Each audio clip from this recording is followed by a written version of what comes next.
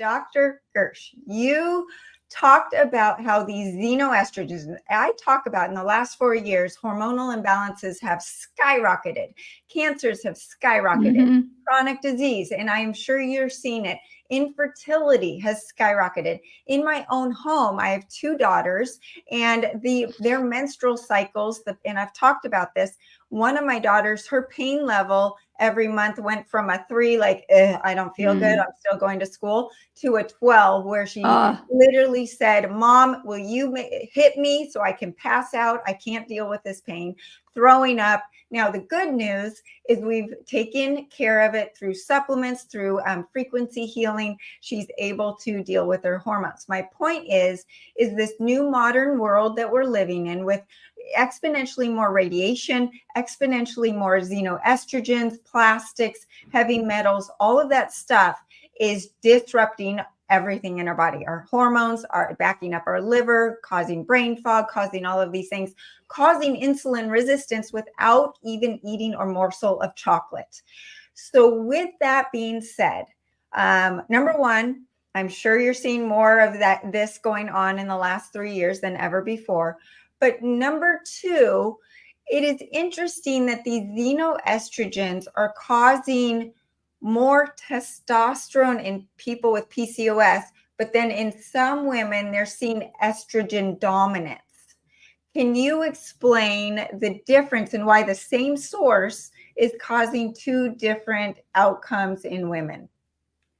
Absolutely. So we'll say going back to the classic PCOS woman who has a problem in the conversion of her ovarian produced testosterone into ovarian produced estrogen, which is estradiol, you're going to have too much testosterone in that case. Well, once you have too much testosterone and not enough estrogen, I'm going to say estrogen, but in this case, we're talking about estradiol because you're going to hear me talk about estrogen dominance, and that's a different related thing.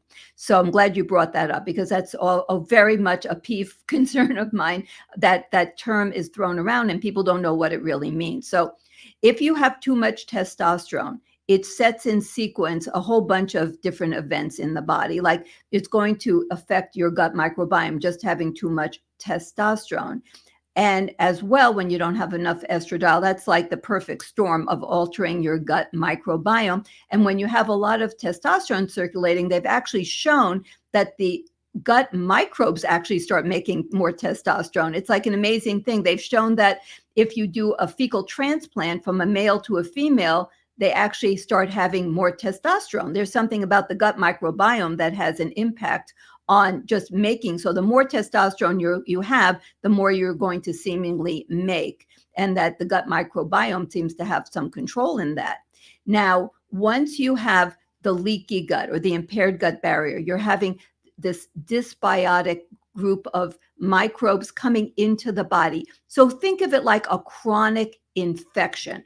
We don't always think about it that way, but it really should be, because you have these abnormal microbial life forms, often bacteria, could even include viruses and even fungi, and they get into the body between the lining cells of the gut. That's the barrier. And lining the gut is the gut-associated lymphoid tissue. That's where 70% of all the immune cells line the gut of the body. That's just where they're all concentrated. So when you have this bacterial, I'll call it bacterial invasion, coming through the gut into the body proper, those immune cells react as if you're having an infection, like some kind of virus or bacteria is trying to invade. And they do what they're designed to do. They create an inflammatory response to try to kill the invaders. Well, now you're having a circulation of inflammatory products, and inflammation, because it's not going to just be local in the gut. It will be in the gut too. And that's one of the triggers for developing fatty liver. But these immune cells can circulate throughout the body. And so can this bacteria that's getting through the gut. We call that endotoxemia, where the bad bacteria coming through between the cells of the lining of the gut can actually circulate. And that's what I just said, endo, like from within, toxic, and emia is through the blood. So now you have all of this toxic stuff circulating and the immune system responding. When you have systemic inflammation, the body's response is to upregulate the enzyme aromatase, which doesn't just exist in the ovary, but it's different when it's in different parts of the body. And it turns out that in other parts of the body, it can work just fine. Well, what is the biggest accumulation of the enzyme aromatase? It's actually in adipose tissue, fat tissue. So now you're upregulating this enzyme that can convert androgens, not just testosterone from the ovary, but androgens, most of which are derived from the adrenal gland, like DHEAS and DHEA. They're actually the most abundant of all the steroid hormones in the body, and they're androgens. So they're like have a male-like effect, but men have them and women have them. And these androgens are converted into estrogens in fat tissue because of this high level of inflammation that turns on like high mode, this enzyme. And so now from the precursor androgens from the adrenal, like DHEAS and DHEA, they are converted not into estradiol, but into estrone. Remember, I told you estrogen is not a hormone. It's a family of hormones. Estradiol, the one made by the ovaries, has a symbol, a big E, like for estrogen, and the number 2. That's estradiol. Estrone, which has a big letter E and the number 1, is a different form of estrogen. And that is what is made when you have fat tissue converting adrenal androgens into estrogens. It's converted into estrone. Well, it turns out that high amounts of inflammation, which are prevalent now throughout society and in generally obese people, but even more so in women with PCOS, because they have like a double whammy kind of a situation.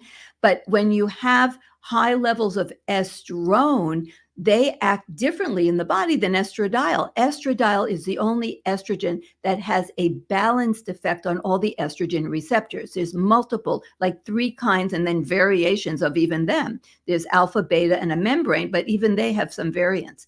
And estradiol has a balanced effect on all of these estrogen receptors. Estrone binds to the alpha.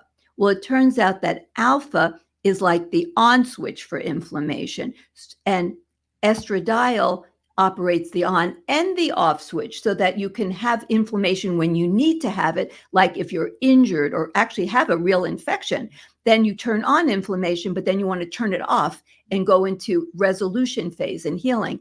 But estrone, it just turns it on. So you've got the on switch, but you don't have the off switch. So it exacerbates the inflammatory state. And people just assume estrogen is estrogen is estrogen when that's not true. So inflammation can create this overproduction of estrone, which then aggravates the inflammatory state.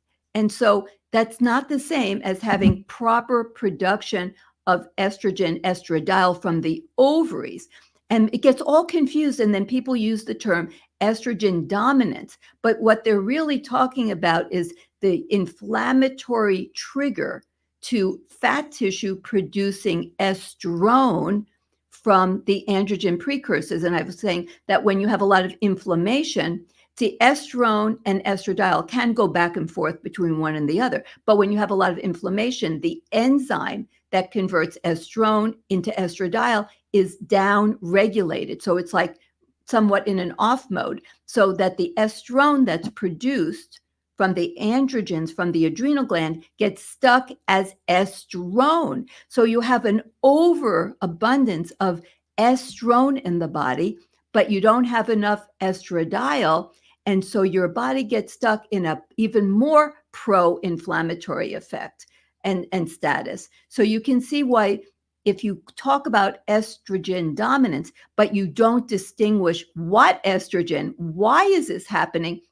And then you start thinking that estrogen from the ovaries that a normal, healthy, reproductively fertile woman would make, that somehow there's something wrong with that estrogen when that's the lifeline. That's like the life hormone.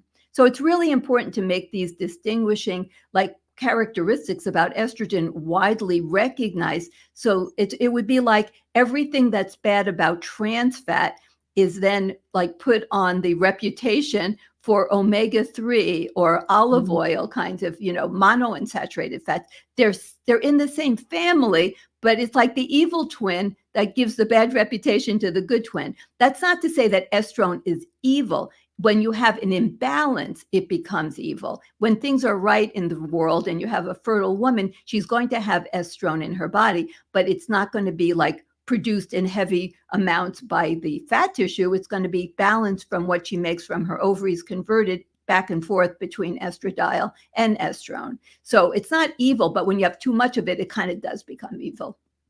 That was an amazing explanation. And I feel like, people think there's one testosterone, there's one progesterone. There should just be one estrogen, and it should be called estrone dominance. Yes, please. Dominant. So let's coin that term. All right. Let's change it forevermore.